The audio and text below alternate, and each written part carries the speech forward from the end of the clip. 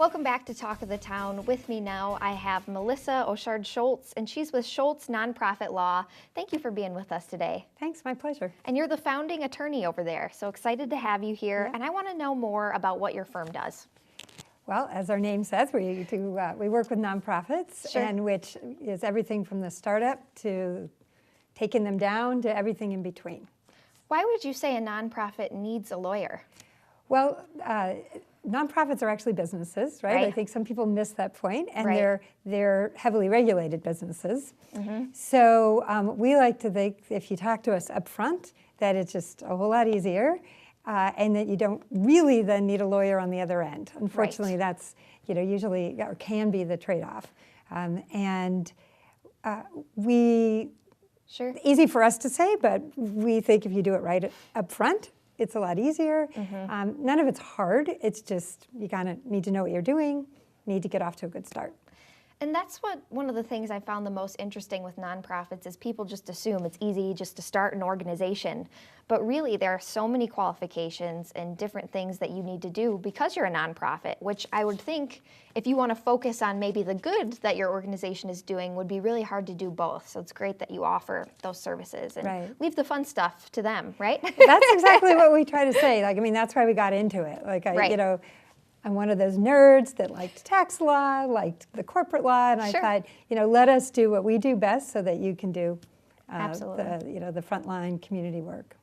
What's the most surprising question that you get from clients? It's amazing. People who've been running organizations for a long time still think that nonprofit means no profit. Right. I get people, and that's a good perspective, in that you should use most of your funding, in a given year to try to accomplish your mission. But sometimes you're saving something up to build a building or to do, a bigger project or have reserves in case, something happens. So nonprofit does not mean no profit. It means that there's no owner that takes the profit at the end of the year, that it goes back into the organization.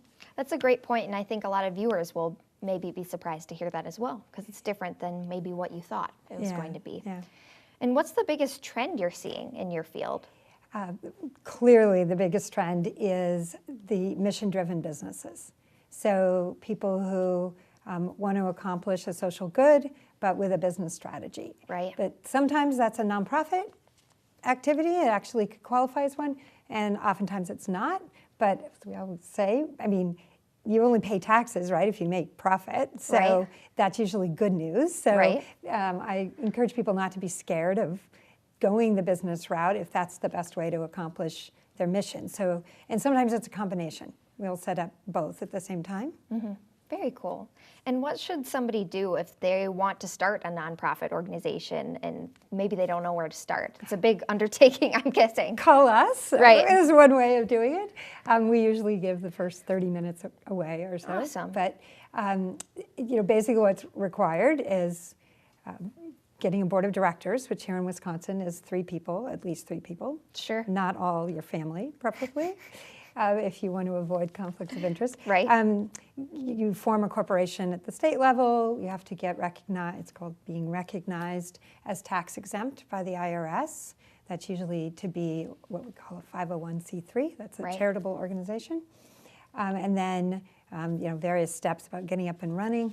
One of the pieces we often talk to people a lot about, because I've been doing this for 20 years and have a lot of experience in it, is about fundraising and how to, and unfortunately we see a lot of people, I think, who think all we have to do is get a name and a mission and get the IRS to recognize us, and then the funding will come. Right. And unfortunately, sometimes the legal piece is the easiest part, right? We can get the paperwork done and get you off to a good start, but then it's really being really clear about what your mission is and how you'll accomplish that goal, and getting other people to believe in that who can support you. Absolutely. Or people, organizations, government, whatever. Right.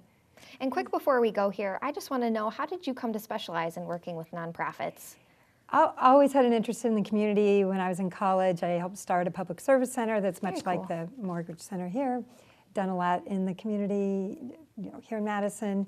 And so when I was practicing law, I was able to see that I could combine both my interest in the law with my interest in the community and try to hopefully make a difference. Incredible stuff. I appreciate you being here today. Again, Melissa with Scholz Nonprofit Law, thank you for being here. Great, thanks for the opportunity. And we'll be back with more Talk of the Town right after this.